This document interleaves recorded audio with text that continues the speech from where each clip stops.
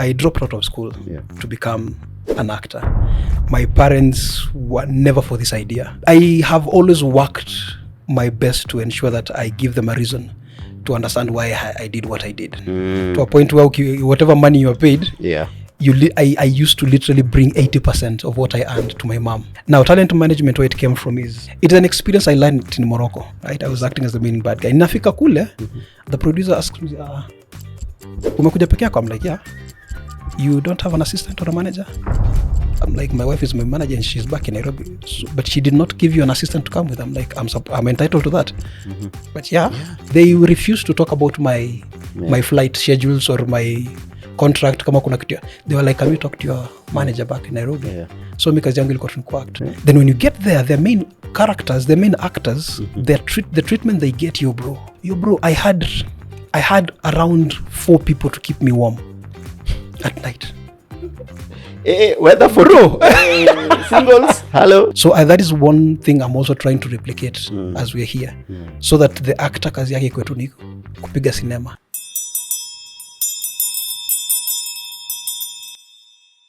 Classmates, karibuni sana. Welcome back to class. Today, manze, our teacher is someone from my industry, so I'm super excited about this conversation. He's a super producer, super director, super actor, and I think one of the most notable talent managers we have in East Africa. Just to name drop kidogo, one of the talents he manages is Azziad. Yes, so that tells you uni mtu analeta big deals on the table. Niko excited kubonga naye. I think atatuambia about the number of shows he's done, because nilijaribu kuhesabu singeweza, I couldn't keep up. Mr. Peter Kawa. Uko fiti? Niko salama sana. Manze, karibu sana. Thanks bana. Shukran mo. Tuanze tu hapa. Buddha, blow your trumpet. Manze, umedu shows ngapi kwa hii country? Umefanya movies ngapi? Umedu how many TV shows? How many stage plays? In a nutshell. Bila kudanganya. CV yangu iko na almost 16 pages. Unaona kwa nisinge cram. Nilisoma niko nope, itabidi tu ajiseme. Na hiyo 16 pages ni just bado sijaeka the first page that has the introduction of who I am. Right. And the last page ni iko na referees. So we are literally looking at 18 pages. How many years in the industry? 17. Wow. 17 as an actor. Right. Both actually as an actor, tukiongeza zote as a filmmaker as well. So tuseme tulianza traveling theater 205. Right. Yes. Ni kitu ulikuwa unajua utafanya ama ulijipata tu? Ni kitu nimetaka kwanza kitambo. I think tukiwa watoi tulikuwa tunaenda zile movie zile za shilingi 5 za kina Rambo, Van Damme. Then we would after every show tukishamaliza tunatoka nje tunaanza ku-enact those scenes, tunaanza kufight kidogo. Right. So even going into high school I didn't know that I would want to really follow on this until I was forced to do my first performance in Form 3. Wow. Na nikakuwa best actor. In the districts level. Then nikaanza kurealize, okay, kumbe kuna kakitu hapa. Wow. So after that nikamaliza shule. I wanted to get into the arts. My parents didn't want to hear anything about it. Right. I joined college, and then somewhere along the way I was like, you know what, this is not working out for me. And I went for an audition somewhere. Somebody told me, we'll call you. I waited, continued school. Then when they actually told me, we have an opportunity for you, that is when I was doing my exams. I did my exams, failed kidogo. My lecturer was willing to give me a chance. Tuseme tu, on a Sunday I traveled to go for my first job. And on that Monday is when I was given an opportunity to receipt my paper. 2005. I've never looked back since. Bro, umegrea wapi? Part gani ya Kenya? Nairobi, Islando. Sawa, ni muhimu tu. Yes. So Buddha, basically ulianza as a method actor when you were a kid. Ukiwatch hizo movie, you're enacting them. Yes. Has it been fulfilling? Yes, it has been. It has been. I think I ape a lot. Ukiangalia acting styles zangu mostly, I am ever picking out from someone I already love. Right. I've always acted that stoic character, watu wa masuti. Back in the day when I was doing theater. Right. So one of the guys I used to follow is, I don't know if you ever watched Smallville. Yeah. Oh yeah. Yes, sure. Lex Luthor, yeah. That was my guy. So in his mannerisms, the way he's very composed, looking like he's in charge. Right. However simple he looks. Oh yeah. So I used to draw a lot from him. Oh my goodness. Yes. Yes, bado niko hapo kwa 17 pages ama ni 16 pages. I'm like, give me your most memorable film that you've been part of. Film. And why it's so memorable to you? I've been to two international films, but Yeah. this one stands out. Yeah. Escape from Mogadishu. And beautiful film. South Korean blockbuster, Yeah. which we shot in Morocco. Okay. And that was in 2019. Right. That for me was a highlight, because even just the treatment, even where it went, because it was the official film that was presented to the Oscars from South Korea. Yeah. And as much as it didn't really go through, but that was a highlight for me. I got great reviews for my performance. Yeah. Even the director got me, some good reviews. Mm-hmm. And even watching it myself, I am a man who has a lot of imposter syndrome. Right. I'm ever judging myself in all my roles. But for this one, I watched it and I was like, yep, hapa itabidi tu niko kichwa ngumu niseme nilifanya kazi poa. Mtu yangu, so hiyo royal treatment ndio inafanya unafura vitu hapa kwa industry. Mnapiganga one international film, naona vile actors wanawekwa, bro. My friend, if you can't kama ufiki bei. Yeah. But no, hatujafika hapo bado. Man, good to hear. Yeah. Talent management, ulijipataje huko? It's another long journey. I hope utaniallow nipige tuko na time jibambe. I've always been passionate about mentorship. Like I told you, I dropped out of school to become an actor. My parents were never for this idea. So when I did drop out, they felt so disappointed. Right. So I have always worked my best to ensure that I give them a reason to understand why I did what I did. Right. So when I got into acting, I have always worked towards just impressing them to a point where whatever money you are paid, I used to literally bring 80% of what I earned to my mom. I'm like, Mom, school fees, man. Ndio hii yote nakurudishia kukuonyesha kwamba hiki tunado. What were you studying? Sorry to cut you. Information management, IMIS. Okay. Right. So I was headed for a diploma. Which I sikuwahi pata certificate. So so I would bring most of my monies back to her. And so with time, I have worked so hard. I've had those moments. I mean, since in marketers, there are those moments where it's down south. There is no money coming in. Munafungiwa makeja, muna food and stuff like that. So kuna zile moments they keep looking at you like, are you sure you made the right choice? Right. So it's me against them. Try to. So right now, I think they are very proud of what I do. Okay. Now, talent management, where it came from is mentorship. Is someone gave me an opportunity to become the man that I am today, and I'm like, then it's also my prerogative to find someone else, because someone else also is struggling with their parents to prove to them that this is the right way to go. Right. And bro, you've been here. Hii industry inazalisha. Ukijipanga tu vizuri, kukiwa na structures vizuri, industry inazalisha. Kabisa. So that is what I'm trying to prove to the world. And so every time I meet young people who are looking to find their way into the game, I'm like, I have some experience here. Can we work together? Can we see how far we can go and continue proving to people that we can make a living out of this? So talent management ilianza 2013. I started just casting people. Allah, I didn't know it went that far back. No, actually 2013 is when I actually officially did it. But in 2009, I was still going to the National Theatre to pick artists. Wow. I would go and just sit at the National Theatre at the back. Huko nyuma when there's a stage play happening at Setbook play, kina Wadak pale Jicho 4. I sit back there, I watch a performance and I'm like, ule kijana na sauti, ule kijana na presence. Play ikiisha nakimbia kule backstage na mwambie, bro, you have a voice to die for, man. Has anyone told you that? And he's like, no. And I'm like, can I take your number? So sile nasikia sijui casting ya extra, sijui na happen wapi, featured actor, sijui a lawyer is needed. I'm like, naweza kutumia kijana fulani umjaribu. And that is how many of these artists wenye na manage wanakuja nasema hivi ndio Kawa alinipata. Wow. So since 2009 I've been doing that, but 2013 is when now my wife was like, bro, una invest sana kwa majamaa, si tuanze kukulaka kitu kutoka kwao.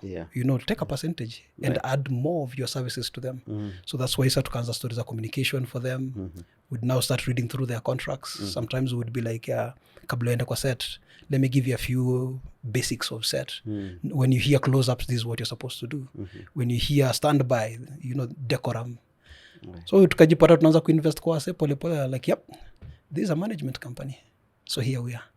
Bro, that is so impressive. And the fact that umeanzisha a company that is in an industry that's almost non-existent. So just building that from scratch. And so now your experience now as being an actor who's not represented by a talent manager. Yes. And now you being a talent manager and seeing what you go through and what you bring in for the actors. Yeah. What will you advise other actors hapa nje? Tutafute talent managers sisi wote ama is it important? How does it help me as an actor? From the little experience I've had, it would be nice. It would be nice. It's not mandatory, but it would be wise that ukuwe na mtu at least mwenye anaweza kuongelelea. Yeah. Sisi ni actors. We know how emotive sometimes you can become. Kabisa. Yeah, we are emotional creatures. And sometimes even just being on set, it takes such a toll on you as an actor to a point where if someone comes and says, mshahara yako itachelewa, unaweza, you know. So for me, I think I've realized that it's best that someone does that for you. Wewe kazi yako, in fact, usipige producer pressure. Because you also need that relationship with the producer. You need that relationship with the director. Right. The best you can do is hand it over to a management company that can actually handle your communication. And for that, you realize even these guys, they are well equipped in terms of now people skills. How do they talk to the producer? There's some maturity and formal language they will use to get the producer to actually, pay. I have had instances where kuna do imechelewa ama kuna actor maybe anataka welfare yake ishughulikiwe na haoni na instead of yeye kuenda kuzusha, it is best akiniambia mimi na napigia, again this producers pia ni ma boys, ni mabeshte zangu, I'd call him here, unaweza mjenga hivi na hivi na hivi, alafu pia mimi narudi kwa msanii namwambia there is a cap, there is so much you can ask for, kwa sababu pia mimi as a producer I understand there are some things hautapata kila kitu, but nimekunegotiate hapa na hapa, you can get this but not this far. So it becomes a give and take. To a point where now what I'm trying to develop with time is actors sione kama producer ni adui, ama this is someone I have to fight, and also tell the producer that msanii kuna mahitaji mawili anaitisha tu, ukiweza kumsota hapa hivi na mimi naye mtakuhakikishia kwamba ana come through. With your permission, allow me just to go back kidogo. I know. It's an experience I learned in Morocco. When I got there, I was one of the main characters because I was the main bad guy. Right, I was acting as the main bad guy. Nafika kule, the producer asked me, umekuja peke yako? I'm like, yeah. You don't have an assistant or a manager? I'm like, my wife is my manager and she's back in Nairobi. So, but she did not give you an assistant to come with. I'm like, I'm entitled to that. But in fact, sisi ndo tunamlipa, tunamsort. Wewe unamlipa ndio, lakini tunamsort all their nini. I'm like, okay. Then when you get there, their main characters, their main actors, the treatment they get you, bro. They are like, there's always someone who's there just, yeye kazi yake bro amekaa pale kuact. And I see how important that is. Yeye ni kuchukua tu call sheet ambiwe okay, tunaenda scene fulani. Otherwise stories za room yake vile zitasafishwa, vile sijui flight yake itapangwa. Even me, they refuse to talk about my flight schedules or my contract kama kuna kitu. They were like, can we talk to your manager back in Nairobi? So mi kazi yangu ilikuwa tunakuact. So that is one thing I'm also trying to replicate as we're here. So that the actor kazi yake kwetu ni kupiga cinema. And it even becomes easier. And that is so crucial. Tulikuwa tunaongea hata before tuanze kushoot. Like one of the main reasons sijaweza kurudi back into acting, which is something I'd really love to do. It's because now running a company, you have so much on your mind. Yes, man. Manze hata task ndogo kaa kushika lines. Inakuwa noma. Yes. And now when you say that, I see it, I appreciate it because of where I am. If I was to ever go back on a set somewhere as an actor, manze neza penda mse anaweza handle kila kitu ingi. Yes. So that my focus and all my energy is on the script performance. Yeah. So I saw that there and I was like, wow, this actually does work. The actor, he's so easy. Yo bro, I had around 4 people to keep me warm at night. Weather for bro. Singles, hello, single people. I have a guy with a jacket and a blanket nyuma yangu. There is another one anakuja na nihag na nyuma ananifanya tu hivi. I'm like, I have never. And then there's others who wanakuja wananipea some things nika to bean bag fulani. Ukitushikilia hivi sana tunaanza kuweka joto kwa mwili. Just me. I was like, yo man. Because they want the best performance. And when you now try to replicate such, hata pia mwenyewe, I think I've judged. When you come to a location where a star, I mean an actor or an artist comes, amekuja na entourage, unaanza kusema watu wako ringa, kwani lazima wakuja na watu wote. What do you mean that I talk to my PA for my schedule? I'm like, but now I start to understand. Right. Because there comes a time when an artist honestly does not know what the email is saying and how vis-a-vis timeline flani inagonga na sijui na nini. Let that to management to sort it out. Because sometimes there are so many things that come to you as an artist. Utajipata unaanza tu kuchukua job zote. But if you don't have a management to tell you, hii siku ishachukuliwa. Hii siku ni yako ya kupumzika. Uko na flight flani, so do not put anything on that day. It becomes easier for an artist. Ndio akili yake tu iko ni kupiga cinema. I'm so curious where the whole mentorship thing started from. Is it something that started when you were a kid? Sometimes I'm trying to figure out the careers we end up doing, because most of the time we'll say it's by mistake. How did you grow up? I'm just curious. Was your dad always present? Was your mom there? How was that for you, your childhood? I think we grew up in a family setup where everyone was being encouraged to take responsibility of what they do. Yeah. I don't know if this is definitely not part of the conversation, but I remember back in the day, nakumbuka tukishikanga javelin, KBS na matatu. Yes. My dad used to be one of those guys. He'd be like, mama kingia, si mama. Yeah. And he actually made it to a point where at a dem age yako akingia. And remember those days too, because you 10-year-old, 15-year-old. Yes. He was like, yo bro, si mama. Yeah. Ata kani dem, si mama. Your age, you know. So I think hizo ni vitu tulianza kujizoesha tukiwa watu personally for myself. Yeah. So even at a point where now even for my sisters, there was a time my dad retire. Yeah. He left like 3 girls. Aliniacha nao Nairobi, and we had to work hard to raise them. Right. You know, mimi nao too. Yeah. Until by the time when I was sure they had got jobs and when wamaliza shule, that's when I think I'm ready to marry. Okay. So I think it was inculcated in me to be a leader. Yeah. You know, even in traveling theater, how I grew up very fast through the ranks is I got into as an actor. Yeah. The director, producer, anaitwa Joabes, you know, big up. This guy alianza kuona something in me, and was like, yo, I like this guy. He's always taking charge, and immediately the first time I became the stage manager. Yeah. You know, the second time nika realize ameanza kuniingiza polepole into directing. So alikuwa anaweza hepa kidogo na kwambia directing crowd scene. Directing. Then with time he was like, yo, I like the way you handle yourself. Niko na nini locations fulani, machuo fulani kule Rift Valley, sinaweza kutuma huko. Unakumbuka shule ndio last time nataka uende unilokie hiyo shule. Nice. And then I found myself, yo bro, I'm doing his marketing, I'm a producer. Right. Actually, by the time this guy was retiring, because there was a time he wanted to transition now to go into other business, the guy left me his entire empire. Wow. Yes. The guy aliniambia tu akuja akaniita siku moja kwake akaniambia, I prayed about this thing and I want to transition to other things. Right. And I have all these schools of 50, 60 of them across the country, and I've been looking to have someone to give this empire, and I think you're the guy. Wow. So hii Spearhead unaonanga inatembea hapa manage wasee inafanya Christmas love and all these things. That is where Spearhead came from in 2010. Wow. 2010 he actually handed over all these resources to me to run, and so I changed the name now from his company, which was Foresight Stalin Productions. I call it Spearhead Media Entertainment. Yes. Okay. So I think it's something that Nika God alikuwa na anaziplace to with time pole pole. How do you notice me as an actor? Like, what do I need to do ndio Peter Kawa ani-notice anichukue wacha ni manage mtu bana mimi natafuta talent manager na feel niko na talent lakini hakuna talent manager na scout. Bro, what am I doing wrong? There are things that someone actually, you start with talent bro. Again, hakuna haja ujisukume niko napandisha punda kwa mlima, you know, but kuna zile chembe unaweza angalia tu kwa mtu seme yep, there's something in that person, right? But then talent is not enough. Right. Sure. There comes things about discipline, hard work. So sometimes an actor will come to me and say, yo Kawa, I need a manager, and I'm like, yeah, do you have the basic tools of an actor? Do you have a showreel? Do you have a headshot? Do you have a photo? And not a selfie, a professional photo. Because kuna wala anakutumia unamwambia no, that's not it.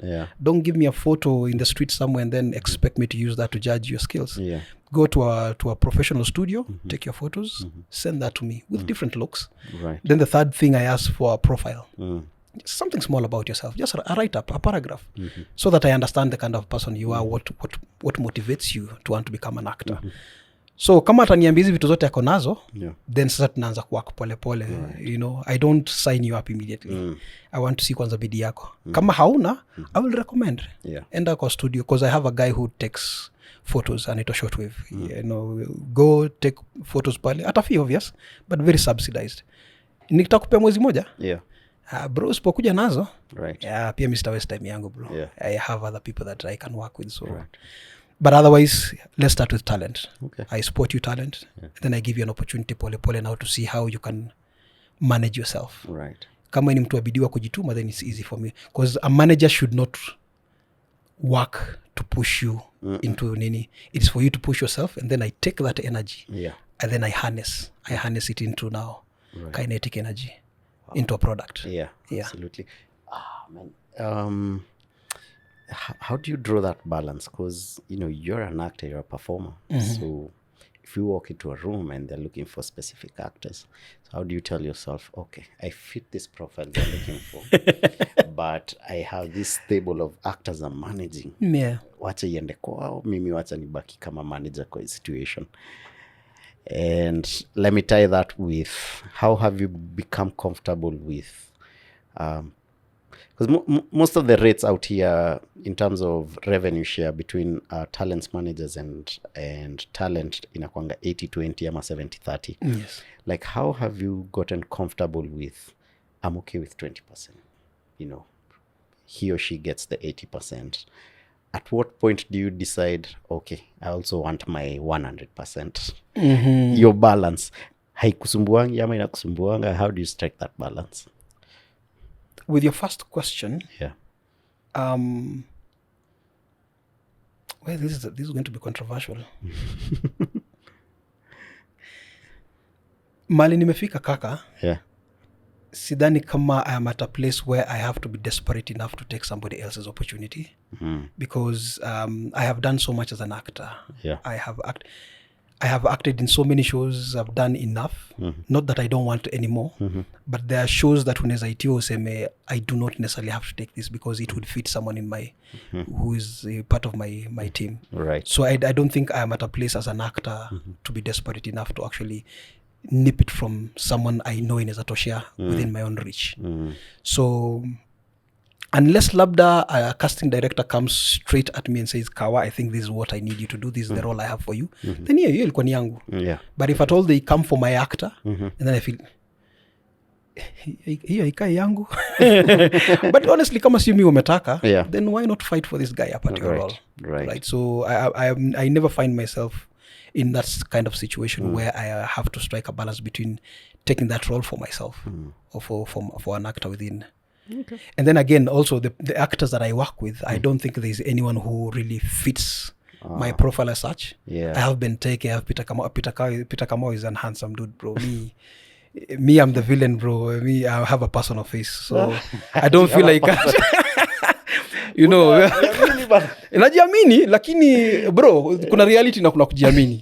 You know, so when Peter Kamau is called for such a role, bro, go for it. You know, the guy has a voice to die for. You know, he's a chick magnet, bro. Absolutely. So kuna roles zingine. Then Ben Teke, that brother is a powerful actor. You know, his body language, you know. I admire the way ule kijana anajituma. So kuna mali siezi, kuna roles zingine tusiezi wanyang'anya. You know, so alafu wengine ni madem, so unless ninataka kuvarinda. But yes. When performer, how many artists do you manage currently? So far, I think I have 8. 8 guys, very active. Okay. Yeah, I'm actually adding 2 more very soon. Awesome. So yeah, but in 2019, I had about 17. Until I nearly died, I had to cut down. Hata swali yangu, na vile industry yetu ni ndogo, na vile hakuna kazi, watu 17 ulikuwa unatafutia kazi aje? Most of them, half of them were active. Actually not even, a quarter of them were active. Hao wengine bado tulikuwa trisex tunajaribu. Sasa hapo ndio nikaanza kukaa down nikisema kuna venye hiyo bidii yako haiko chujwa. hiyo mwingine hata unajipoteza tu polepole wanakuchuja wenyewe. Yeah. You know, so I have 8 right now. Right. How do I manage? I have a team. I have been blessed with a team that is really helping me take over and just balance how I handle them. Right. So how at least wananisaidia ku work on the contracts. Contracts bado nimi nitajiachia, but I have a legal team as well who help me go through the contracts. I have a finance team. Right. Then now I have PAs also, so that these actors or artists, whenever they are called into an event somewhere, you know, whoever is available can escort them. Okay. Yeah, so it becomes easier. Right. When it comes to now the revenue share, again depends on how tunawesikizana na mtu. Yeah. There are those whom ukiangalia tu msanii unasema hata nikichukua 30 simsaidii. Yeah. Because the idea here is to help them sustain themselves and become successful at what they do. Right. But taking too much money from them also is like sasa ni punda anafanya. Yeah. Tunagawana hii pesa, then na kesho anakuja nakwambia sina fare. Then you're like, no, then haumsaidii. Yeah. Like I said initially, the Lord has blessed me to come to a dispensation where I don't feel like ni lazima nitegemea hiyo 30% ya huyu mtu ndio ni survive. Yeah. You know, so at the end of the day, yo bro, ni sisi to grow, man. Need to grow now, wasanii. Okay. So taking too much from them also, hawasaidii. I'm just gonna jump into the one person like the entire country is interested in. Azziad. I don't think there's someone who's made as many moves as that young lady in such a short time, and mpaka inarabwa to the wrong way. Like, kwa nini unapewa kazi ya serikali? Manze, mimi nimefanya kazi miaka 20, miaka 30 bana, you know. Na parties breaks. Yeah, na parties breaks. And tuanzie tu hapo, like, how did you scout her? How did you convince her to work in your agency? And I know she became famous because of the dance video. Yes. Was that at that point is when you noticed her? Ama ilikuwa before? Yeah. Hizi interviews penang kuzisema mbele ya kamera kwa sababu atakuja kuziona. And there are some things you will say na mfanya afure kichwa. Okay. Let me start. Na kama una watch tafadhali tusikosane. Tafadhali. Azziad is a very beautiful soul. She is a person who works so hard and she already understands what her destiny should look like. Yeah. And she tries her best to work very well with everyone that is around her. Even if she were to meet you today, and she will come. Yeah. Azziad does not discriminate. Azziad does not treat anyone, whether she is up there and she feels like someone akoko chini. She treats everyone equally. Yeah. So that is what works for her.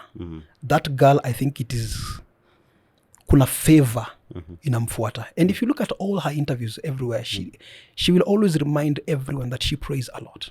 Right. That girl, you weka God first. Ndio vitu zake zimfungukie. Right. So tunaweza sema as much as ata work hard, tuseme tu kuna kakismat kwa utembea na udem. Now where we met is immediately she left high school. Right. In 2017. Okay. A teacher of hers alimwambia, yo, no, uko poa machoral verse, hizo drama fest na nini. Can I send you to a fellow teacher of mine who has a theater group at the National Theater? Right. And he will absorb you. The jama is called Walter Sitati. Alikuwa na group inaitwa Hearts of Art. So the girl came, joined the group, and Walter actually initially used to be her teacher also in Misihu. Yeah. So he's like, I know you. Where would I say? Come. Yeah. So by then I was also producing stage plays with Walter. So yeah, tunaanza kuact, and I see this beautiful girl. Ako na psych na life. And she's very, you know, I was like, yo, chick, you're very talented. And I like ile msukumo uko nayo, but industry pia kama hujajipanga, watu watakuja pia watumie tu vibaya na utapotea. So permission, can I manage you? I have a talents company and can I represent you in most of these negotiations? Can I? So in 2018 is when we started our relationship. Wow. Okay.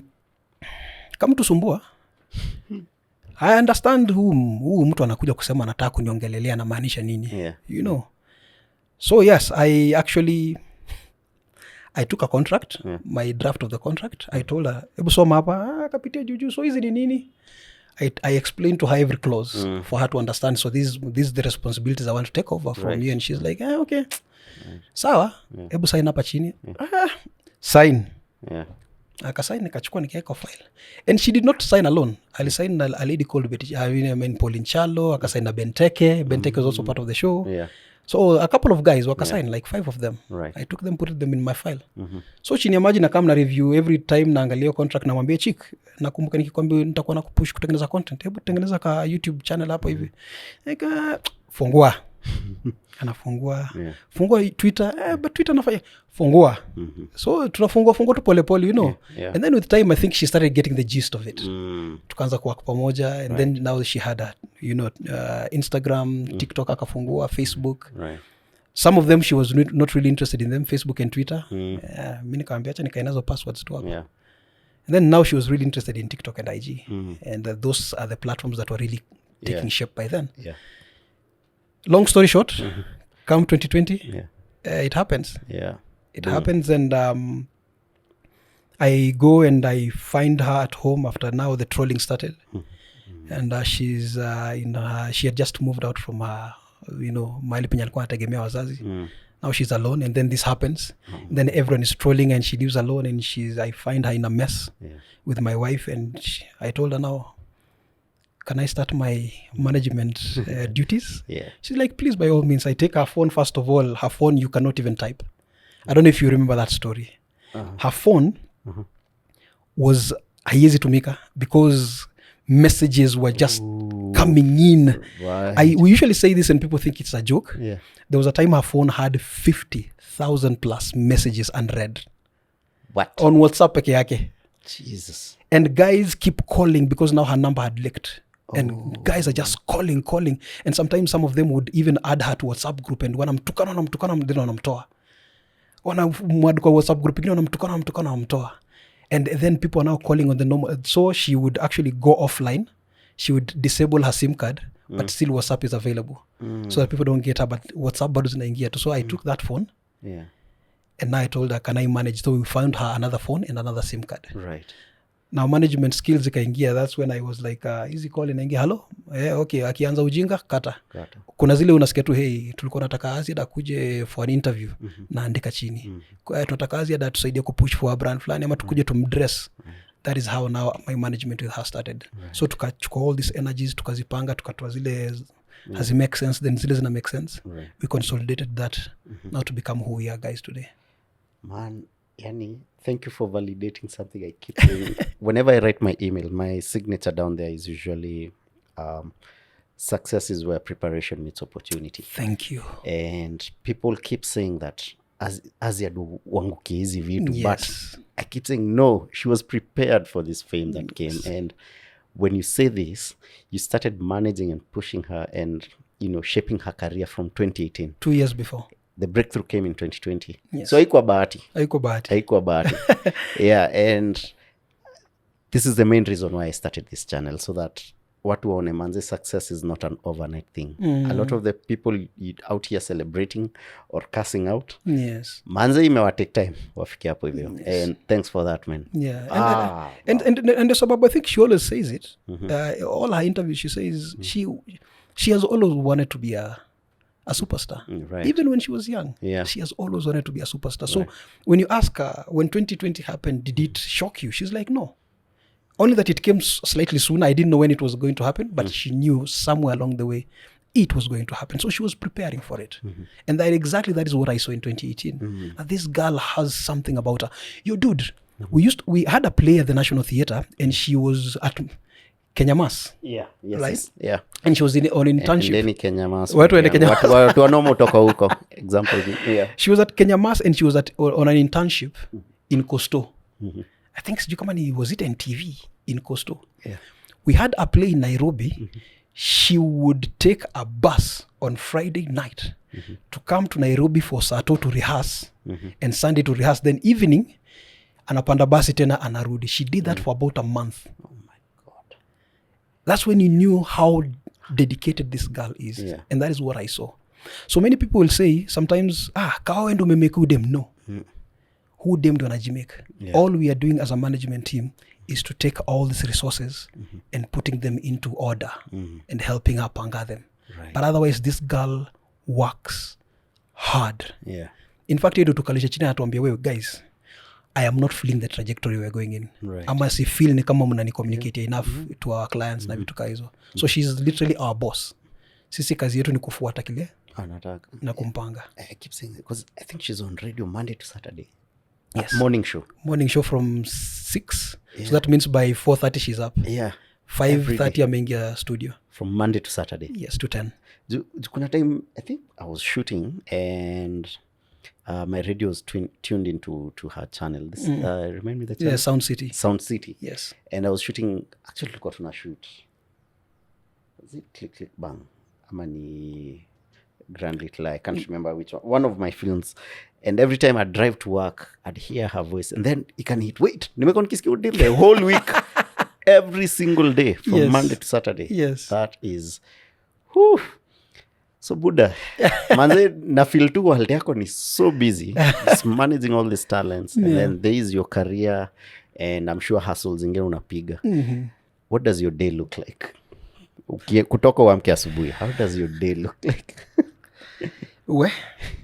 I got an opportunity to hang out with Peter Kawa in Berlin.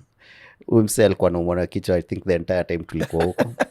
Because the number of times the phone kept ringing and we're in a foreign country. Yeah. So that means it's only WhatsApp that people can get me. Yeah. But your phone was always ringing and time tunasema wase wateni to relax Kawa kwa wewe mimi naenda saizi kuja niko na emails ka 50 za my god, how does your day look like? It's crazy, man, crazy. Yeah. But again, like I said, with time I am learning to delegate. Well, there was a time, like I said, I nearly died. Yeah. But with time I'm learning to delegate. So how my day begins, by morning when I wake up, the first thing I do is go to Twitter. Angalia kama kumewaka moto. I search Azziad. It's by default. I go and search Azziad. I go and look at other artists, kina Melissa, kina nani. I just go and do my research kidogo just to see what people are saying about who and who. You know, just to see kama kuna ka controversy so that tuanze kuzima mapema to mitigate. Yeah. Then from there in the morning, definitely I usually drive my wife to work on a daily basis. Okay. Wow. And then kama sina shughuli tao, then I drive back home to my office where I deal with all the emails and the phone calls and the negotiations and stuff like that. And then in the evening, I come back and pick my wife from work. Right. Then we go back home. Yeah. During that time is when now I'm either attending my Zoom calls, my phone calls, kujibu my emails, WhatsApp. If I don't go back home, then I'm in meetings. You know, I drop her in the morning to work and then I start going to ST, to Hurlingham, to wherever, just sorting out different meetings. Sometimes I may have to go and chauffeur Azziad, you know, or any other client, nikimbia kwa meetings. Melissa nimchukue kwake home, nikimbia nayo kwa meeting fulani. So that's more or less my day. In the evenings, I get home. I have my daughter who's waiting for me. She needs her time. Yeah. But I am grateful that she understands sometimes. But I try my best to be there for her. Nangoje walale. Then so wakilala, tuanze kazi tena. Bro. Yes. Yo. Just talking about, back to Azziad and your story at Twitter. I'm just... Why are we so hateful as Kenyans? Like, there's so much. Kuna a few personalities in this country. Nasemanga, I'd actually want to have a sit down with them, and Azziad is one of them. Yes. Betty Chalo, the former president. Former president. Wife ya Bahati. What's her? Wife ya Bahati. Diana, yes. Oh my goodness. Like, ukimaliza wiki na watu hawajatroliwa on Twitter, it's almost like a miracle. And like, how do they handle it? How do you handle it? And ni nini shida yetu? Wakenya shida yetu ni nini? Sometimes I don't blame us. Again, pia country mali pia imefika. I'm not being political, but mali tumefika, tumesukuma kwa ukuta sana. Yeah. There are very many people who are going through a lot out here, both financially, mentally, you know, in relationships. Yeah. Many of us pretend we walk out here and we look fine. But ukienda kule chini, you realize guys are going through stuff, man. Yeah. Guys are going through hell. And when they find the slightest outlet to let go of this, yo bro, if they want to take wakitaka kuingilizi viatu zako bro, utafanya tupe hizo viatu. You know, so Kenyans are going through a lot, and I am not saying that it's right what they are doing. I say I understand. But there's a degree kuna wale pia nao too, they are just I don't know if this is a family show. Yeah. No, they're just morons, man. Yeah. There are some people who are just outright what wajinga tu, and you feel like ukianza kujibishana nao utaanza kujivuta into the analogy where they say when you start fighting with a pig atakudrag into that mud na pia watu watasema uko mmoja wao. So what we try our best to do as a management is we try our best to steer her away from any controversy. And when we see anything trending on Twitter, that is when we shut her out of Twitter. And all our artists, we tell them never reply or respond to any shenanigans unaona mtu ameweka huko nje, so that you can control also your sanity. Na pia ukijiweka pale ukianza kujibishana nao, there's a client who's watching. It's easier for you kujitetea kuambia client I was not part of it because I didn't respond. So you safeguard your opportunities. But the moment unajibishana because kuna wasanii wamejibishana na ime affect job zao. True. So we try to remind these guys, remember why we are doing what we are doing. It hurts definitely, but remember there is the long whatever, there's a bigger picture ahead of it. So vumilia, because these trends pia zo kujanga zinaisha. I tell people itakuja iende, kesho tutaongelea mwingine, so vumilia tu. It hurts obviously, and we try our best now to be there available for them throughout. So that saili anatroliwa tunakam tunamzunguka, we go out for dinners, ukiwa na stress tunakwambia endo lale, so that let us handle all these other meetings, tukupangia schedule so that it becomes easier on you. But otherwise if you're stressed and uko peke yako and then now you meet him atusi volcano, bro. So we try our best just to be around you as a family. And like I said, our team is big. My wife is my number 2. Azziad anajua sa ile akinisumbua anajuanga nani ujua kudili naye. Anapata manager number 2. Anapata manager number 2 akimwambia tu so what Kawa is trying to say is unasikia okay. Sawa. And even the rest, I have a lovely wife. This girl takes care of my business, man. And she knows when to even temper me, because sometimes mimi tutajipata tunazushiana na ma clients. Wife anakuja ananiambia boss, umekula? Hii ninja inaongea. So it's a beautiful team that we work with, and it helps our actors and our artists just navigate through all this. Is your passion to manage and mentor artists and talents, is it you may give birth to Sanaa Post? What is Sanaa Post? And Sanaa ni nini mtu yangu? My babies. Your other baby. Thank you, man. I enjoy talking about this babies. I have a couple of babies around me. The first one, definitely the one that I'm really proud of, is the Sanaa Post.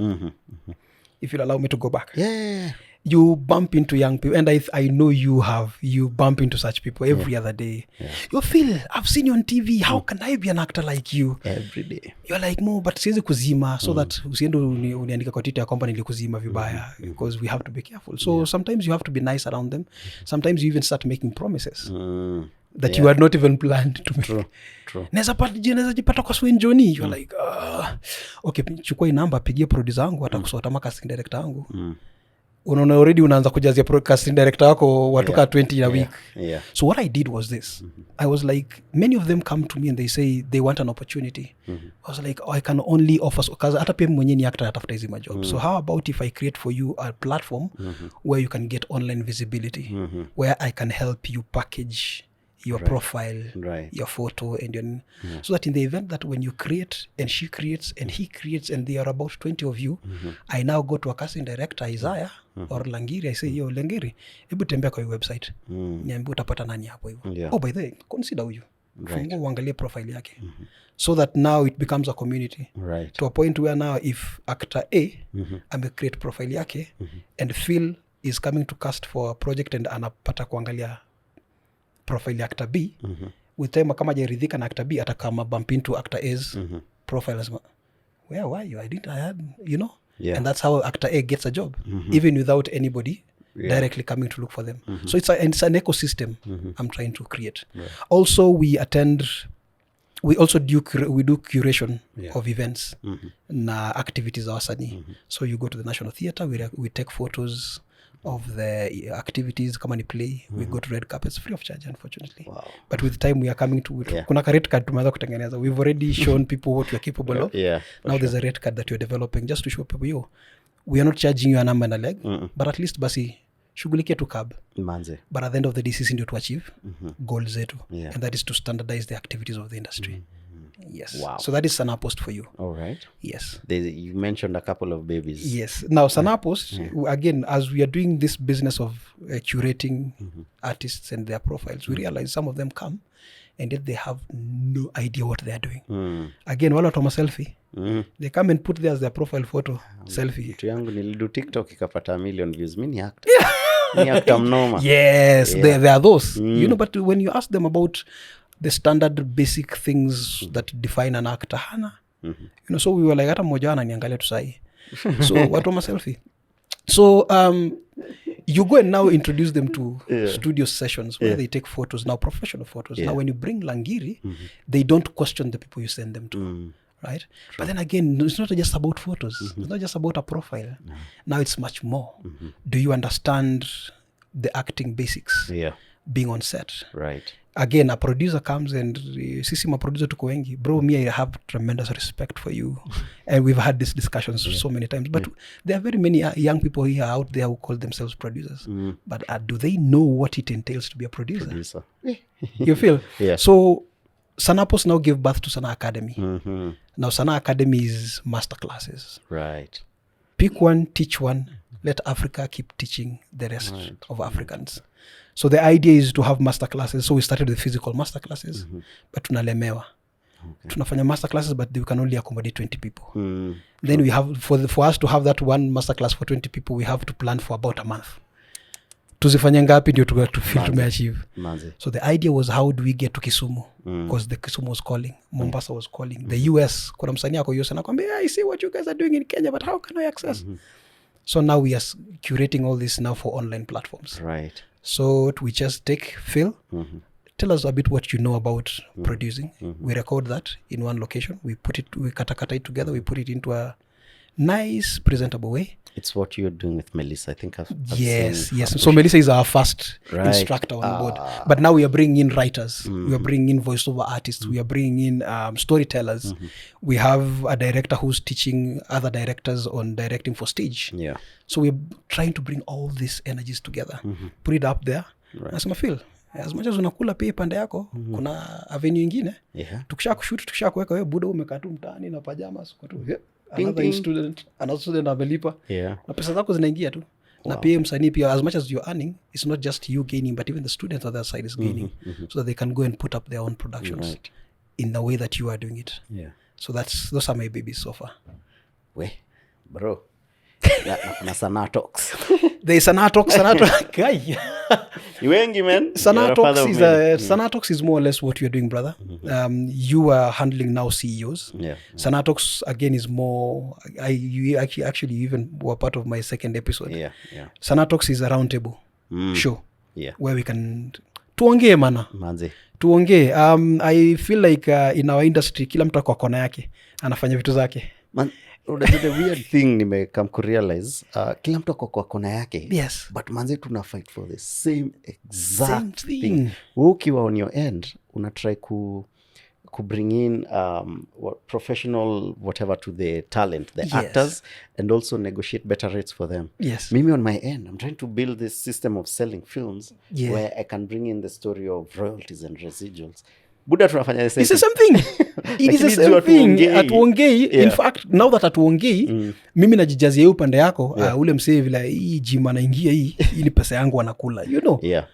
So part of the objectives of coming up with Sanaa Talks was to create a platform where people can talk. I insist. A producer will say, Mr. Kwelo actor anafanya nini upande yake? Na ataona kama ule actor ni adui.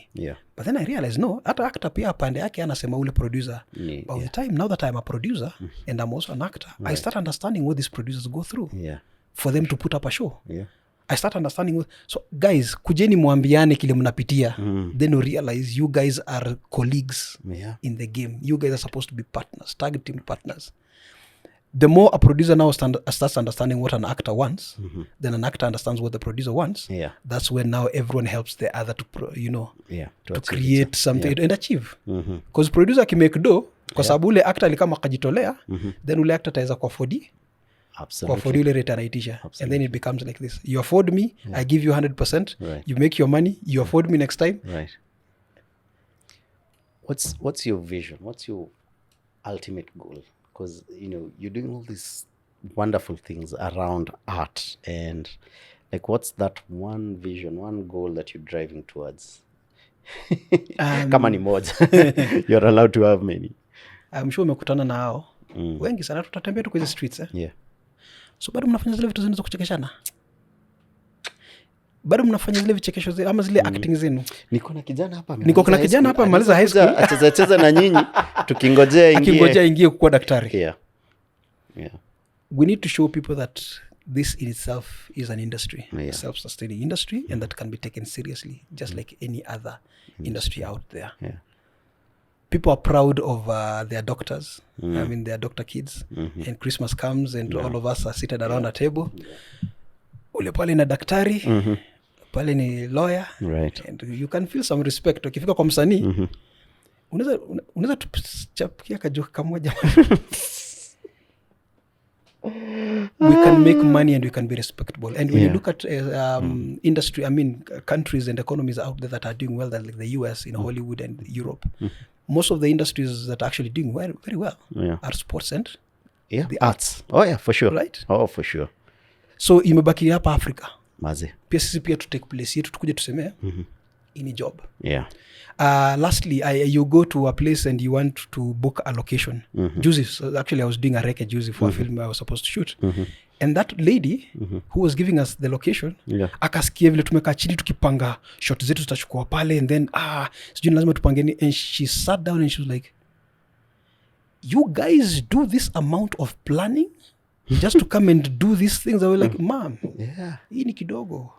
Man. There's a lot of planning, there's a lot of technical know-how that you put behind these things to see that 30-minute episode that you watch on TV. So people need to understand that this is a job like any other, it's a career like any other, and people go to school to get what to do what they do on set. So for me, umeuliza swali moja, mimi nimeenda kila mahali. No. To professionalize our industry. To bring this industry to a place where the common mwananchi will respect what it is that we do. Because at the end of it all, bro, every weekend, people will go on dates to watch our films. Oh, yeah. They will take their children to watch what we do. And if they find it that important for them to go to dates and pay these amounts to go and watch, that means there's something we are doing right. Unaona shida ya kutoongea. You and I share the exact same vision. My vision, my goal is to make film be seen as a proper economic activity in this country. And you've been doing so well so far, man. Yeah. Thanks, man. Thanks. And ndio mzazi pale hivyo mtoi akisema pale home, I want to be a writer, I want to be an actor, I want to be, they'll go like, okay, oh yeah, I know Phil, I know Peter Kawa, yeah, that's a good industry, it's okay. Because most of us, we struggled joining this industry because sio kwa ubaya. Wazazi wetu back then, wasanii walikuwa naona walikuwa wase wako chini kwa in the status. So they were like, I don't want my child to suffer. Exactly. Kwani unaenda kwa shida? And it's beautiful to even show success. Manze. Man. Kazi. And bro, I mean, I look up to you. I look up to you in very many ways because, and not just myself, and I'm sure you've heard this so many times. You are an industry player that is admired across in the way you guys are doing with Fillet, in the way you are packaging your films, in the way you're looking at it as a business. Sio kalongo tunakamkudu hapa, bro, because you are investing millions in it. Then why not actually have it churn out the millions that are needed as profits? So there are very many of us who are actually looking up to you guys to show us the way, and you've already started. And if you don't mind, nakumbuka Christmas Love, I use the same the same template that you guys had used in GLM. Ilikuwa Christmas. Yo, man, I think we were in Malindi because it was Christmas. I think we were in the family in Malindi. Tuko na time. Tuko na time manze. Bro, ni nini ilikuwa inaendelea? Buda Krisi mtu yangu, mimi nataka kudishi Krisi yangu fitu unanisumbua na masimu. I had just launched Christmas Love in the theaters, and I realized, this thing is not as long as I thought it was.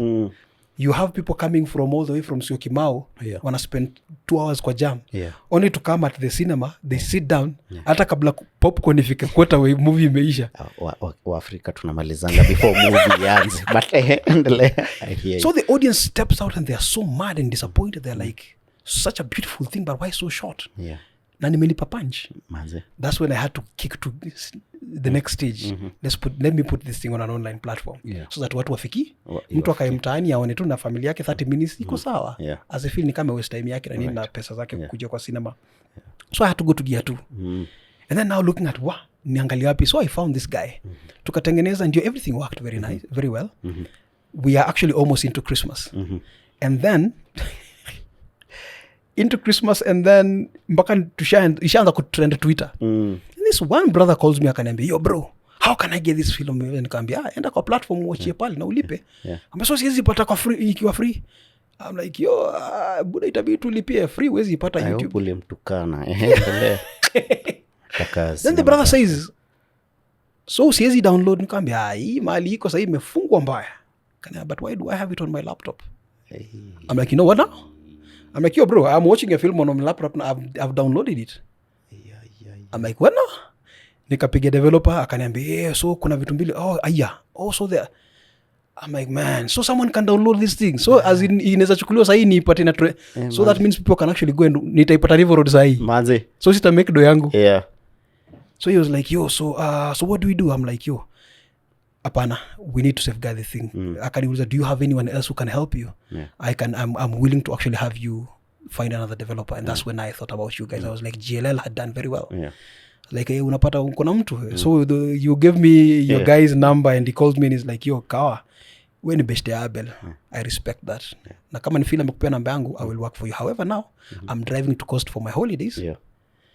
Kwa sababu ni wewe. I'll do it for you. So the guy traveled the whole night. Akafika, akaniambia wacha nishughulikie usiku. Saa 10 usiku. Akaniambia just give me sijui login za nini, lipia hii. Usiku yote mimi na wife tuko tu hapa. Tunatuma vitu na the guy was by 11 you'll have your platform. Na hiyo tarehe 24. Sasa kuanza kuchange link yenye umeshatuma ile ya kwanza kuambia wasee change ni endeni kwa link nyingine. Yo, that was crazy. It was crazy, bro. But did it work for you? Did you at least break even? We did break even in the first 2 weeks. Love it. I'm so happy. We did break even, but blood and sweat. Because I remember all the way from 25th, now the calls started coming in. Oh, how do I get the link? Long story short, bro. I had Instagram, personal. I had Instagram for the company. I had Instagram for Christmas Love. Then I have to go and check on Abel's Instagram. I have to go and check on Grace Ekirapa's Instagram for anyone who's saying something. And hii link haifanyi. Madam, hebu DM kidogo nitakusort. Sir, DM me on email. Oh, sir, email me. I am not lying. Zingine inakuwa kupaka kuweka sukari, but this is not me lying. I served over 4,500 people. Hivyo tu kupiga masimu na emails na nini na kutuma malink na kufanya hizo vitu zote. I never left my seat with my laptop. Morning ulikuwa unaamshwa 6. Unaamka tu unapata WhatsApp zimekungojea, tunaanza kudili na kila mmoja, swat. Lunch unajipata unakunywa maji hapo. Into the night unataka kulala around midnight, then watu wa America ndio wanaanza kuamka, ndio wanakuwa diaspora ndio, and Abel has this crazy following, man. And then that's when I realized, so this guy is at a GLL. So this guy look pretty out there and they look like kumbe mmepitia noma, and I'm like, you bro. Respect, bro. And now you see, when we talk, we're actually trying to do the same exact thing. More to say, because you were struggling there, replying to the messages and the DMs and the emails when I have a whole support team. So had I known, exactly, I would have actually handed over all these things. because hata si atudealing it like, so we have a whole team that works round the clock 24 I don't know hours. if you guys maybe at your on your end mulijua kale kajama kanapitia na kasemi sijui kama I think your time tuko ni Christmas. yeah, it was Literally, it's Christmas man, your ocha na family nini. Tuko WhatsApp sako sijui wapi, so Yes. tume switch off. Your Pole. Christmas, bro. Christmas, I did tea and bread. I couldn't even take my family out. Yo. My daughter wants to go to the playground. I take her. Yeah, anacheza, mimi niko na laptop hapo inaisha charge na mwambia endelea kucheza, natafuta hoteli mahali naanza kuplug in. It was so by second is when I actually started getting breath. That's the shelf life of film first 2 weeks to 1 month. Yes, That's make when your the money. curve inakuanga huko. That's when you need to break even. Yes. Man. So we did break. But you just being here today bado nilikuwa naongea na Njugush pia, and we helped build his platform with Kanyi the developer. Oh, that guy, man, God bless you, bro. When will him say? Njugush was able to break even. You were able to break even. Anyone we've helped with this particular system breaks even at least. So I think kuna proof of concept. There's something happening. Yeah. So manze, we just need to keep on pushing. So Christmas ya hii mwaka unatupangiaje bro? Iko wapi cinema next? I have had very many calls, even when Christmas was happening that time in 2021. People are like, it's too short. Where is the season 2? Where where is part 2? And someone else comes and says, can you now make it into a feature film? I think Christmas Love is as perfect as it is. Yes, it has its own shortcomings, but any additions, subtractions to it would ruin the story. So let it be like it is. Who knows? Maybe we might get a prequel. I don't know, but mbele no, but labda tupate prequel nyuma. But this year we are working on another feature film, not related to Christmas. There's a feature film on dance. Yes. I am waiting. I am waiting for that one. Yes. So you're doing a dance film. Yes. Man, I think that would be like the first Kenyan film, dance film. Yes. I am so excited about that. So we are working very closely with my team, Film Lab Kenya, the ones who have always worked with me through Lost in Time, Christmas Love, and any other short film we've done. Yes. Just something, because now you're like the voice for actors out there. Yeah. What does an actor's journey look like? Having done this for 17 years, na nataka the raw truth, because unfortunately, because I used to cast for like all my shows, Tahidi High back in the day, Real Households of Kawangware, na ilifika point tu nilisema mimi simu za wasanii sishiki. And I think the one thing that ilikuwa inanisumbua the most, a lot of actors who approach you are more interested in the glam and the fame. They see the red carpet, they see I want that. They see the billboards, but they don't really understand journey ya actor. Manze, abu wapaintie the actual truth about being an actor, like you're starting out today, and how long it takes before you get your first break. We have exceptional cases. Definitely. There are those who just, the first time they try to boom. It works out for them. There are those who, who have seen hell to be who they are. There are those who are still, even 20 years down the line, they're still trying to find that magic touch that works for them, and they're still trying it out.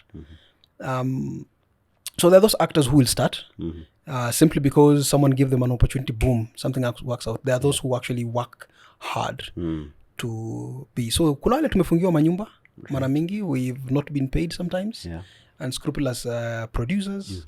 There are those actors who have given up along the way, and somewhere along the way tunaka realize hapana, huku nje sio vile inafaa kwa, let me just go back to my craft. So it's not an easy it's not an easy journey, right? And it's not just in Kenya, it's not just in Africa, even in the US. Oh my goodness. I happen to sometimes just sit through a show. Kuna show inaitwanga, there's a magazine, online magazine mupenda kufuata sana, Hollywood Reporter. Yes. That is where I get my real truth of what Hollywood goes through. And you realize these guys go through the same challenges we go through. Sometimes I go to stage and it's the opening night and my heart is beating out of my chest. It's because I am anxious about my lines and my blockings. Yo, even Will Smith goes through that. There's a session on Hollywood Reporter where he says they usually have and it's mandatory, actually it's tradition, that in Broadway they have a kanini, inatoka nini? Like a bucket. Budo usiniambia wako na poti. They have a poti. Mtu atajikojolea. Yo bro, ule msee nerves inamsumbua mpaka lazima enda jisaidie pale ndio aachilie. And Will Smith says they usually have it in Broadway. Wow. If there's anyone who's been there and it does not work, and Will Smith alisema sure, yes, I'm not talking about the gospel truth. Tom Hanks said the same thing. Okay, so these guys, whatever they are going through is the same things we go through in Kenya. That everyone around the world goes through the same challenges. Some of them are underpaid. Some of them, they're underpaid because maybe of their color. Sometimes because of maybe the levels. You know, pia sasa zingine pia, again, don't come here mwaka yako ya kwanza unataka kusema unataka kulipwa kama Peter Kawa. Hiyo bro, uongo pia. Tujue tu vile kunaendanga, you know. Unless labda you have a godfather somewhere. So an artist should not come into this thing expecting things to work out immediately. You have to work hard. Again, you have to work hard and hoping that when that break comes also you'll be able to sustain yourself both morally and financially. Because this thing also comes and goes. Yo bro, kuna wale wanakujanga wana act, then you know you're living the life, then tomorrow there's another new group of actors that are being brought in and then you're phased out. So how do you manage yourself psychologically, mentally, financially and stuff like that? So ni msanii ajipange tu.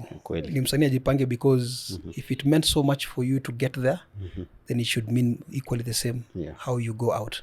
Sijui kama nimejibu swali yako, but umejibu fiti sana. Umejibu fiti sana. This, I remember once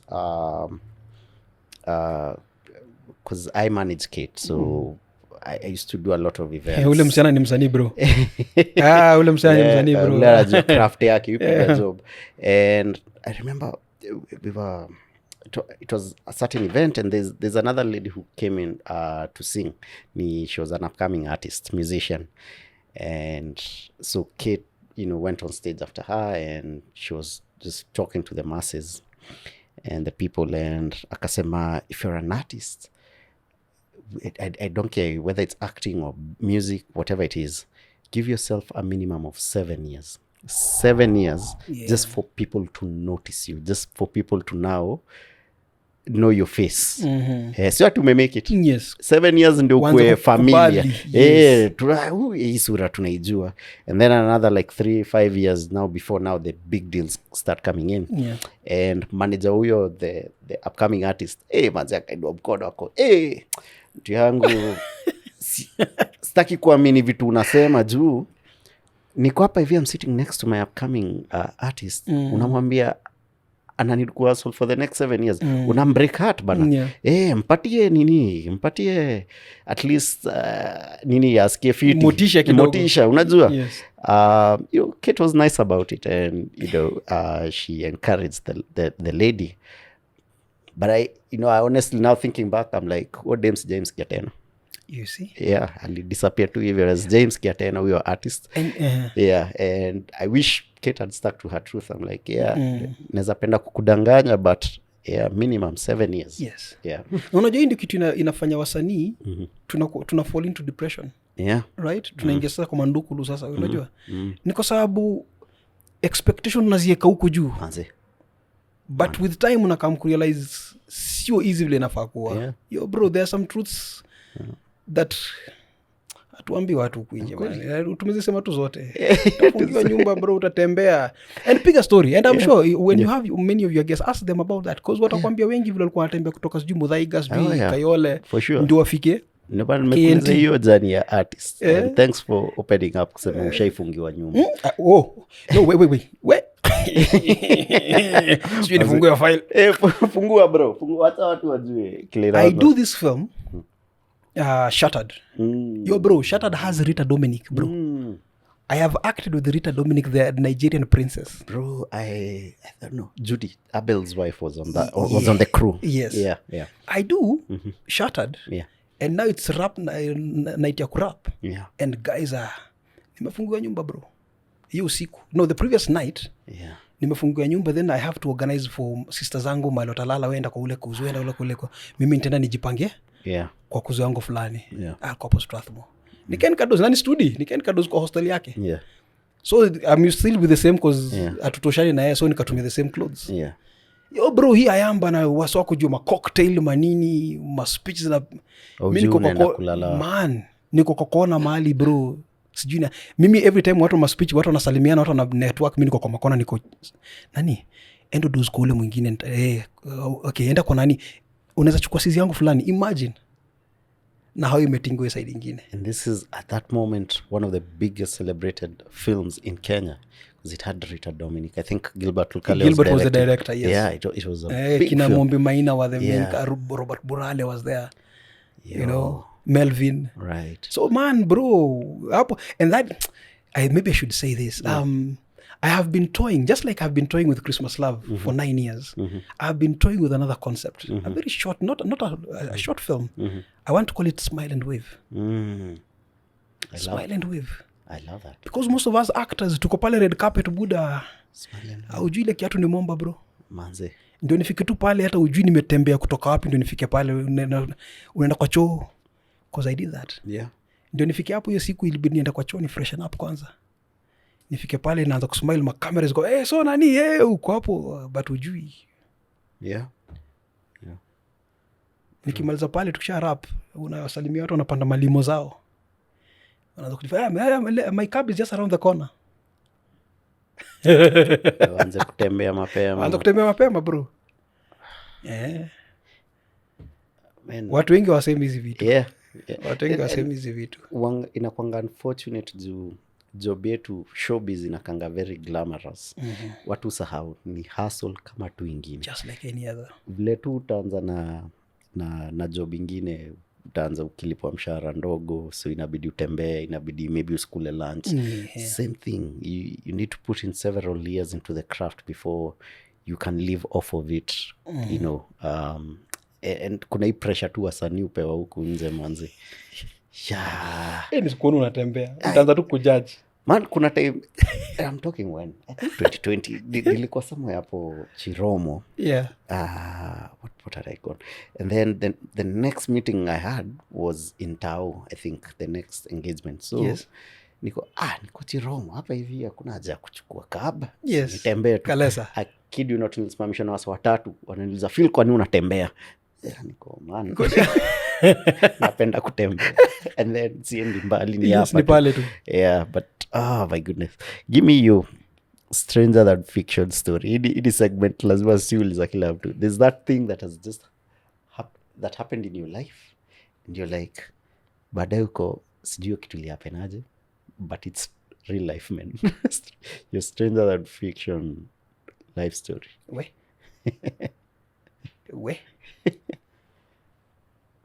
Hey, niko nayo kweli. Let's see, stranger than fiction. Yeah. Out of this world. Yeah. Kitu ilikuhapenia manze, after that you're like, hii ilihappen aje hivi? Na maybe ilifungua milango zingine, maybe ikufungua anyway. Who knows? Okay, rabbit out of the hat. Yeah. Whatever nimepata huko ndani. My audition for Escape from Mogadishu. I think for me it's usually a highlight. Yeah. So I have just finished directing Lost in Time. I am spent. Yeah. Then my wife is like, that was a brilliant film. Right? Oh, thank you so much, man. I am sure I did it we shot it for 19 days. Back to back, usiku na mchana. So as people even would go to sleep, I was also on a jury for a film festival. So I was the only director watching short films and feature films. So I watched over 600 films.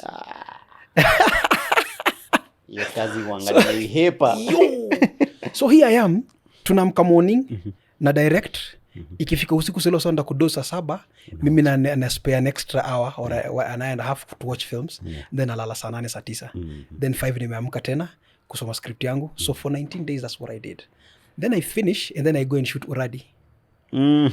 Because I remember the night we wrapped, I'm sorry nimeanzia nyuma sana, but no. The night we wrapped Lost in Time. Yeah. The next day is when I was shooting day 1 of nini Uradi. of uradi. So I remember I wrapped usiku. By 6 I was up. I had a Subaru then. Ilikuwa imeka hiyo location mali tuko na, because we shot more or less the same place. So mpaka sasa sijui nini imeexpire insurance. So nimechapa bypass nikafika pale Taj Mall mali libomolewanga. Kuteremka hivi napata na makarao wamesimamishwa nini mbaya. Ukao ulikuwa on overspeed. Oh yeah, okay sawa. Then karao mkubwa akaanza kutembea tu kwa dashboard. Akaanza tu kucheka, akaanza unaona Kawa. Leo ni ile siku yako. Nikarealize kwa nini? Hii kitu ile expire 2 days ago. Okay, long story short. After kupitia vitu yote nikashoot mpaka uradi nikamaliza. My wife is like, you straight to vacation. Tukaenda vacation. Nilikuwa nishafanya audition ya the first audition ya Mogadishu. Then we went because they were taking long to respond, so we were like, tuende vacation. We flew to Malindi. The moment tuland to TV, nini washera Kawa. Yeah, so can you be here by 9 in the morning? Come on. Man. So very gracious woman that. Grace. Grace. She was like, yo, go. You have my blessings. Next morning again, I called Nini, can you give me till 11? Take my flight back. Aka spend your do peke yake huko hivyo. I fly back to Nairobi. I hope mnasikia hizi story. Like what you actually have to sacrifice. And so I landed in Nairobi at around 10:30. Then there was this mama, I'm sorry, akinitenda mbali. There was this mama who was supposed to send me an airbook. Ama inaitwa MacBook Air. MacBook Air. Alikuwa anafaa kunuzia. So nikakimbia kwanza badala kwenda kwa nini? Nini najua unasikia hii story. Now you know the truth. So I ran to Africa Nazarene. To pick the laptop. So I've never met this mama, but she's selling at a very affordable price.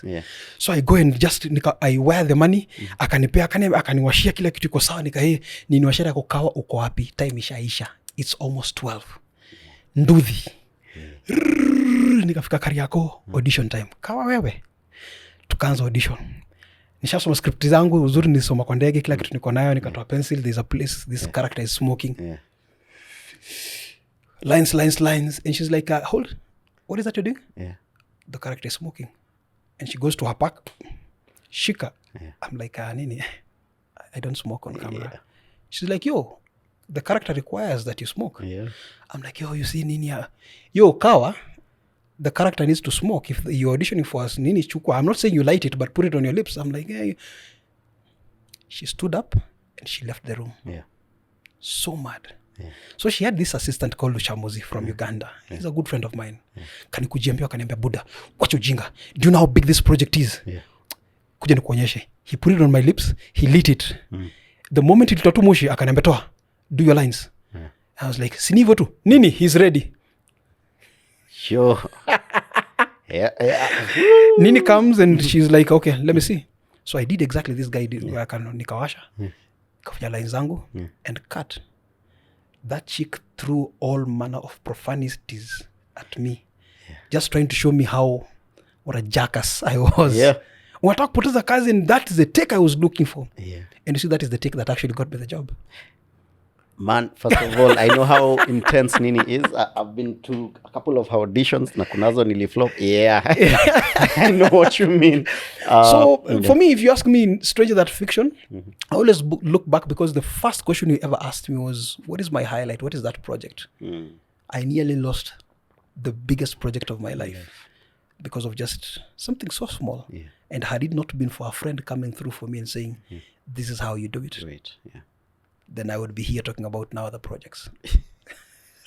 Bro, you just have like the story, man. Na najua wewe tunaweza kadaya hapa tena wazimazi. Uko na story for Berlin was that for us. Hey, yo, and just, something I have to mention, because this is the show where so you believe for you to achieve any form of success, unfortunately, always differentiate, always pull aside the person and the business. Like the person running the business and the person running your personal life at the same time. They have to meet at some point. And, you've been killing yourself with all these films back to back. You decide, let's take a vacation with my wife. You land like this. Ndo huyo wewe tena kwa ndege umerudi. And I was just at a forum and having this conversation with other filmmakers, and I was telling them, one of the hardest things you're going to experience is the family life? Because we don't work in a vacuum. Yeah, we A don't 9 we to don't 5. work in a 9 to 5 arrangement. Yes. Hours zetu wanga super crazy. Yes. And just speak on that kidogo too. And for people getting into the industry, manze wele, There was a time relationships and family, man, there just was balancing that time. Yeah. to go April. Yeah. Kai mimi ndakongana ma story kai. Hizo ndio stories tunataka. 2 days ago, Facebook reminded me that in 2013 I wrote a post that says I have got the role of my life. I have to give it 100%. And that was my first main role on Sumula Penzi, ever on TV. 2013 Sumula Penzi. I was acting as a pimp. Yeah. So I remember in Sumula Penzi there was a time we had to shoot at night. So because the building we were acting in, ilikuwa ni haijamalizwa, inajengwa, it was a skyscraper. Right. So mchana is when the watu wa mjengo wanafanya kazi yao. So we can't shoot because of sound. So we reverted to shooting at night. I remember that story. Wow. That's Sumula Penzi by Dorothy. Yes. I remember that story, yeah. So we shoot at night. Kawa ni nani? Kierere, bro. I go and get another gig ya Phoenix. I get my first opportunity ever to be on the Phoenix stage. I've always wanted to act on the Phoenix stage. Yeah. So I get a role. Hukuwa na manager clear. Sikuwa na manager. So what we would do, I would be on set in the morning, in the evening, call time, at 6. Yeah. You're supposed to be on set, call time. So we'd shoot the whole night.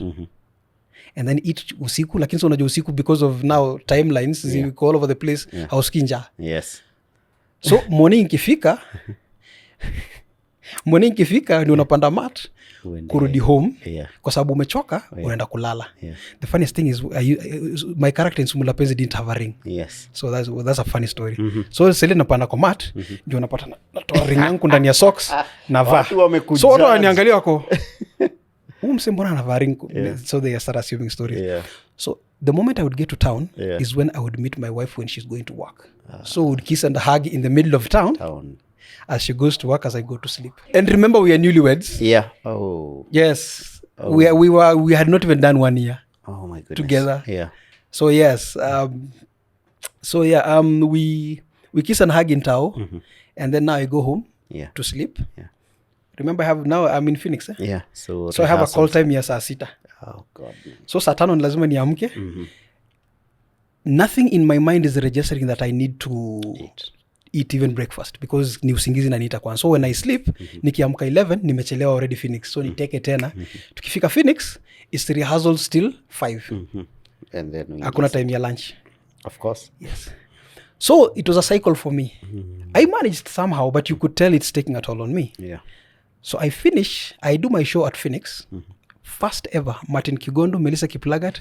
And then there's this lady who's on Single Kiasi, the new lady. Mutua, no? No, there's no. Not Mina, there's this new addition. She's even on the Zanzibar film. Okay. Yes? No, not Gadoni. But I'll find her name, I'll let you know. So we are doing a 4-character Nini show. Bro, how many actors ngori? So it's my first time to meet Melissa as well. Oh, wow. Yes. Okay. Martin Kigono at least tuchafanya show naye. So here we are doing a show at Phoenix. Yeah. And there is this scene they are doing, and I'm supposed to come on stage. Yeah. And Kiwangi imefika. Yeah. The brother is not coming on stage. The brother blacked out. I collapsed backstage. Jesus. So I think someone actually alishikanisha kakuja backstage akanipata and I found my strength and came back on stage and I finished my show. Yeah. So I think it was my first and only chance I ever did a show on Phoenix stage. Yeah. And it was the worst because I was never 100% as an actor. I was conscious about the audience. They know this guy he's not giving 100% as an actor. So for me, I always remember that moment. I was like, it could have been better. Yeah. Kawa ni nani? Si nikarap Phoenix. Nimerap Phoenix on a Saturday. On Sunday niko audition for an Amo film. That's Api Zamaradi. Yeah. Likarion, that is where I met Likarion. Right. He directed me the first Amo film. Yeah. Again, Kawa ni nani? I am doing mchana tena na usiku for Amofs were 5 days, 7 days, right? Yeah. The moment I wrapped that Amo film, I was diagnosed with H. pylori. For sure. because I had ulcers. Yeah. Buddha, how cool you're working 24 hours literally. I don't remember what your question was, Yeah. but all I know is that every year since 2013, come the end of every year, I would become seriously sickly, and Facebook always reminds me that every November, Peter Kawa, who is always complaining about his body giving in. Right. The only time that Kathingi was broken is in 2019. Right. When I was now in Morocco, there for 2 months, but shooting for 5 days. Wow. So mi kazi yangu niko barizi tu, niko kwa beach, nakula, naingia gym. Nahagiwa na mademu. Wanne. That was the only time I remember my November was not all that. Wow. Yes. Man. Sikumbuki swali yako. We were talking about how even just maintaining relationships and the family life, really being a father, being a husband in this industry. So can I pick up again? Yeah, sure. Okay. Christmas love is about that. Oh, yes. Christmas love is about my relationship with my daughter. Right. The fact that it's even in the film. The fact that when her baptism came on her second year, that particular weekend I was on a set with Betty Kadhungu. Oh.